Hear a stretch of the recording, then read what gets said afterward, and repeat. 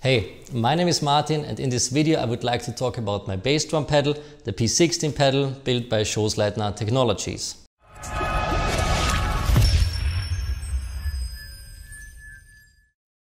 Alright, let's talk about my bass drum pedal. Here's how I got involved into this whole project. One day I got a call from a guy named Josef Schoßleitner.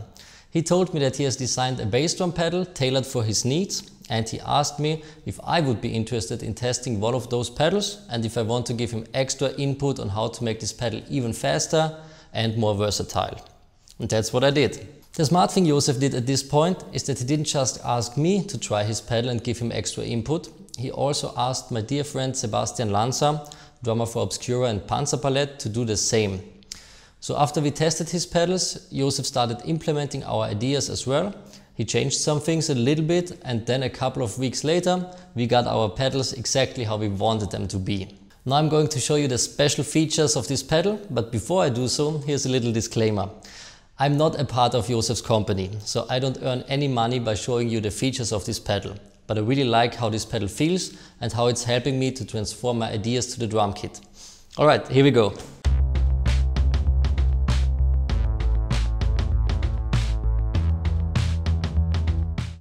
Of course, I could talk about obvious things like that this pedal has a longboard and there's a shortboard option available as well, or that the surface of the longboard is totally flat, which makes it easy to use the swivel technique, which I don't use by the way.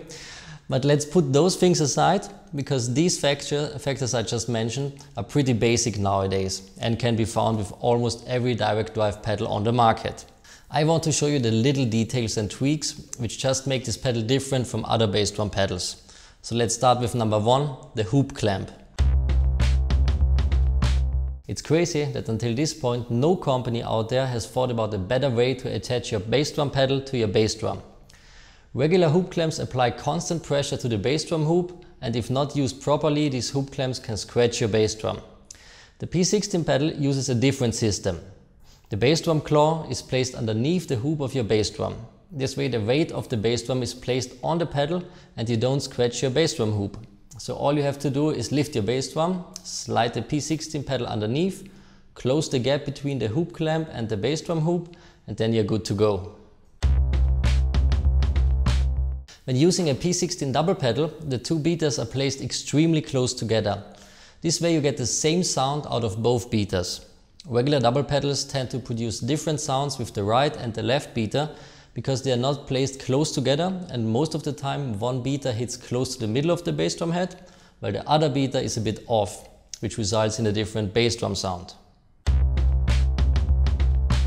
The P16 pedals comes with 3 different springs. The only difference between those 3 springs is that one has a pretty light feel, one is a medium spring, and the third one is for everyone who likes an extremely high spring tension. For me personally, the medium spring works just fine. The main difference between these 3 springs in comparison to regular springs is that they are way shorter. This way you don't have to tighten them that much. With the spring I'm using right now, you feel almost no pressure when you start to push down the pedal board.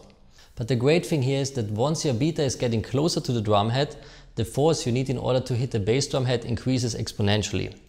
This way the pedal feels like a light and smooth chain driven pedal at first, but once your beater hits the bass drum head, the high tension of the pedal springs forces the beater to return way quicker in comparison to other pedals on the market. Back in the days when I was using direct drive pedals from other companies, I needed a high spring tension to be able to play above 250 beats per minute. And to be honest, that worked just fine with other direct drive pedals. But since the bass drum spring was extremely tight, I had to work really hard to get the beater moving right from the get-go. So there was not such a light feeling anymore. And the second factor that always bugged me was that with a high spring tension I was able to play really fast, but I always had a hard time controlling the beater at mid-tempos. At tempos between 150 up to 220 beats per minute, it always felt like I had to work against the pedal and against the tight spring, which was definitely not a good thing. Alright, that's it for this video. Of course, there are some other features which are also pretty interesting, like the trigger system that's also available for this pedal, which works really well.